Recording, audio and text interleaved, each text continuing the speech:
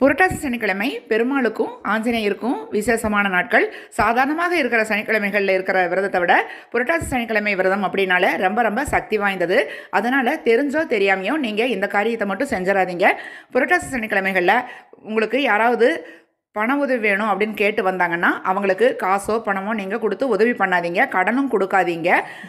ஏன்னா அதுக்கப்புறமா நம்ம அடுத்தடுத்தது கடன் அவங்களுக்கு கொடுத்துக்கிட்டே இருக்கிற மாதிரி சூழ்நிலை ஆயிரும். நம்மளுக்கு வீட்டில் பிரச்சனைகளும் தேவையில்லாத குழப்பங்களும் ஏற்படும். அதே மாதிரி நீங்கள் கடன் வாங்குறதா இருந்தாலும் யாருக்கிட்டையுமே சனிக்கிழமைகளில் போய் கடன் வாங்காதீங்க.